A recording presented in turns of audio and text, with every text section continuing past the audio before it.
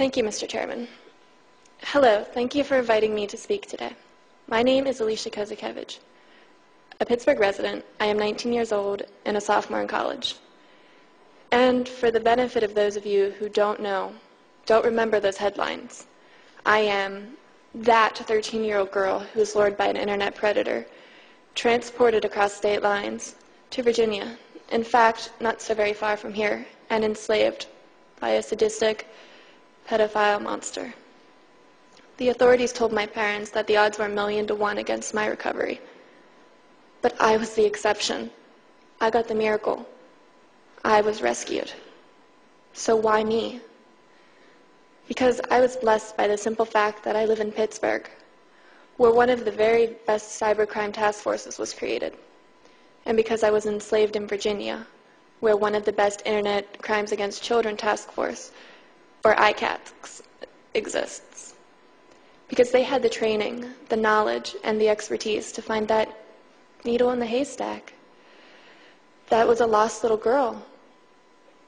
That was me. Because they had the cooperation of another fine ICAC team here in Virginia. Because they were there. I am here. They're the only reason that I am here in front of you today.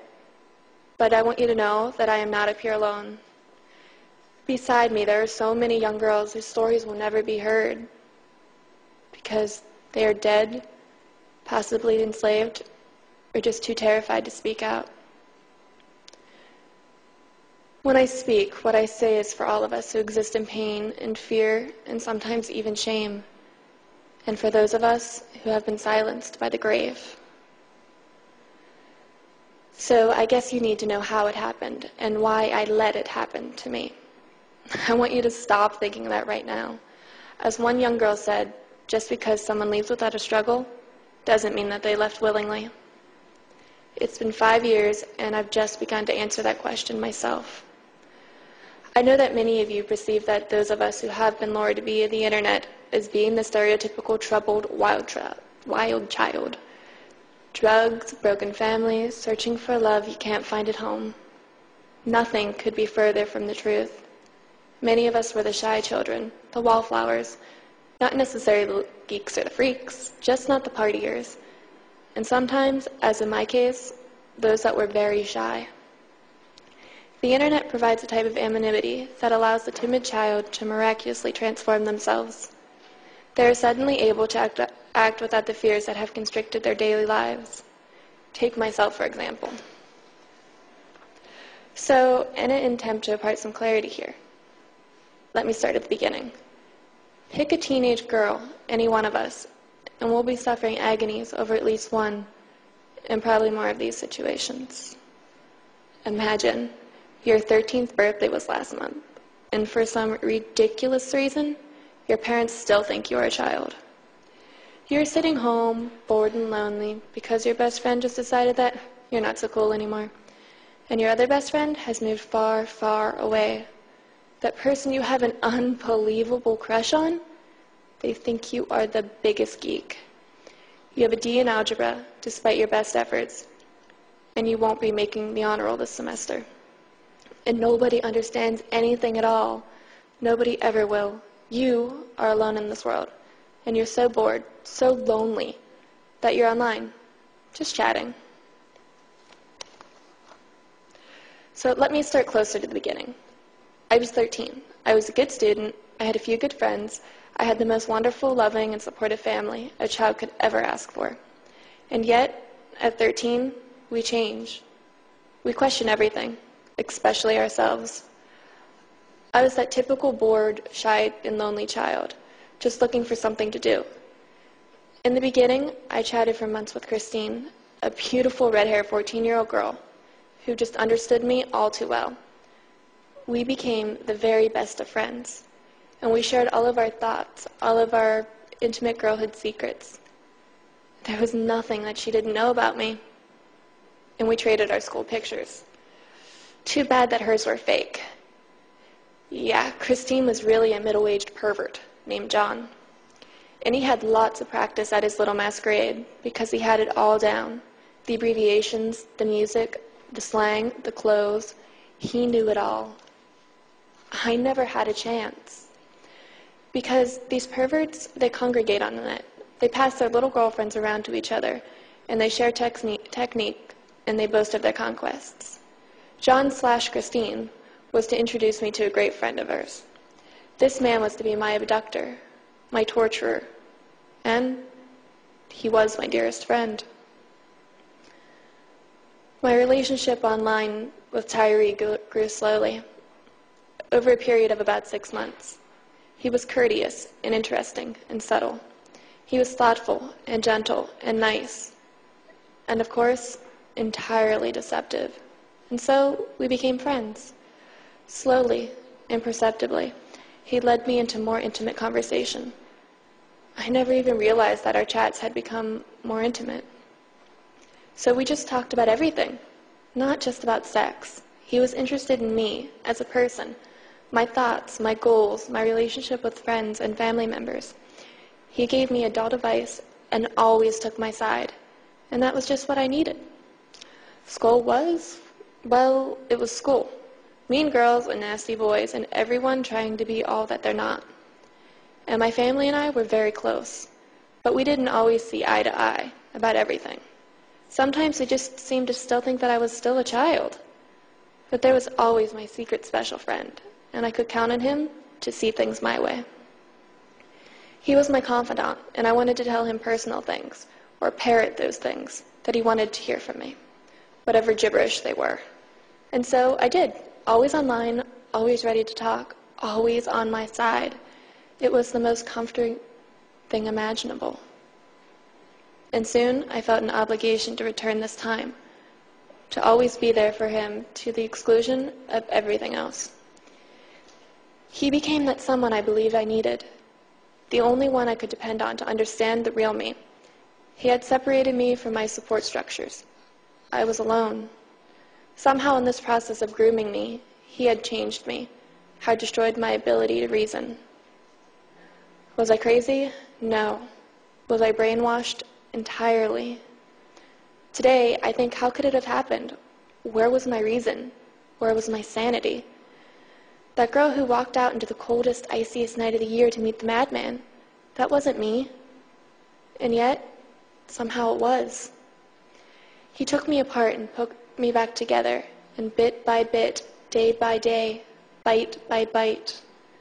I walked out the front door and found that the boogeyman is real, and he lives on the web. I know. I met him on the evening of January 1st, 2002. He came for a 13-year-old girl, for a sex slave. He came for me. Let me share these next words with you. I think they may be what you need to know, to understand. Imagine, it's below zero as you make your coatless way out the front door to meet this madman that you think is your friend. Maybe at this point you are afraid. Maybe there's something wrong here, but you can't stop yourself. So maybe you'll think game's over when you get to the bottom of your driveway and you'll stand there shivering, cowering behind a bush in the lonely dark night as the falling crystals sting your face, just curious to see if he'll really show up.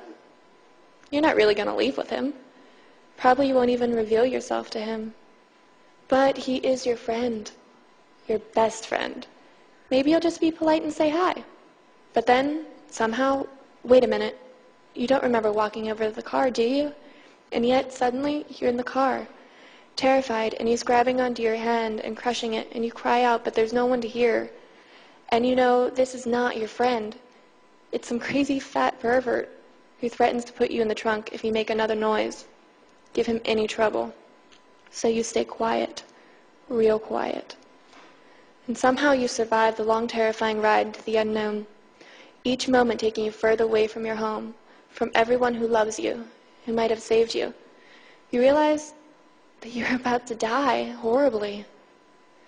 And you know on some level that there's only you now. You are totally alone, and you know that if you want to live, he has to believe that you'll do anything for him. And you decide that you will, that you're going to survive this, no matter what it takes. So you try to memorize road signs, but nothing registers. You can't concentrate past the blinding fear. The signs zip by unread. No hope there. Where am I? You cry silently to yourself. And then, hours later, eternities later, you arrive. He opens the door, warning you yet again. But somehow the words don't seem to make sense. They float into the air, disappearing one by one, and his fat, sweaty hand holds tightly, squeezing your arm as you stumble through his door, through the house and down into his basement, his disgusting dungeon. Cold, dark walls filled with nasty sex toys and a cage. Over the next days, he will use many of them on you. In between the beatings and the raping, he will hang you by your arms while beating you, and he will share his prized pictures with his friends over the internet. He will attach clamps to your body, and he will use them to send bolts of electricity through your body. He will beat and overpower you and crush you as he violates every inch of your 90-pound body. When he is finished with his fun, he will place a collar around your neck and attach a huge, heavy chain to prevent your escape. And you know he will kill you if he even thinks you want to leave. So you wait, and you pray. And in your fevered dreams, you begin to see that cold, shallow grave waiting for your little lifeless body. And you cry silently, "Mommy, Daddy, I'm here. Please find me." The last morning, as he left for the office, he grabbed my face and looking deep into my eyes, he said, "I think I'm getting to like you a little too much. When I come home, we're going for a ride." This was the first day that he had fed me. My last meal, I thought. And I knew that I would die today. "Mommy, Daddy, please, hurry," I prayed. I lay there, crying, holding his kitten, my tears wetting her fur, waiting for death, when I suddenly heard the loudest crash. Voices screaming, "We have guns! We have guns!" and dragging the heavy chain behind me as I huddled underneath the bed, terrified as the men swarmed the house. And then I saw the most beautiful letters in the alphabet, FBI, in bold yellow on the backs of their jackets, and I knew that I was safe and that my prayers had been answered. An agent covered my nakedness with a coat and then cut the collar from my neck and took me from that evil house. The FBI, the ICAC, they are my angels. I like to say that they could walk on water, but they don't need to. Angels have wings. I had spent a lifetime in that house. A year after my rescue, the detective Jim Moore, who had escorted the child that was me from that horror, drove me back to the house. It sits on a friendly little street, quietly, cheerfully yellow. I walked up to the squeaky clean basement windows, the one that he had painted black so that no passerby could peer in and stop his little games. And I see toys, a playroom, and I stumble. I cry inside. I mourn for that child that was me, the child that was stolen from me. And make no mistake, that child was murdered. I know that some parts of me are there forever. The child I was is still chained in that room, still suffering. And I am still trying to set her free, and others like me. This is why I am a psychology major and why my concentration is in forensics. My ultimate career goal is to become part of and work with the ICAC task forces to rescue the child and then help to recover its soul. Because even though I have been rescued, I fear that I will never be recovered. Please support Congresswoman Debbie Wasserman Schultz's bill and Senator Joseph Biden's companion bill, 1738. Support the children. Save us from pedophiles, the pornographers, the monsters. The boogeyman is real, and he lives on the net. He lived in my computer, and he lives in yours. And while you are sitting here, he's at home with your children. ICAC task forces all over this country are poised to capture him, to put him in that prison cell with the man who hurt me. They can do it. They want to do it. Don't you? Thank you.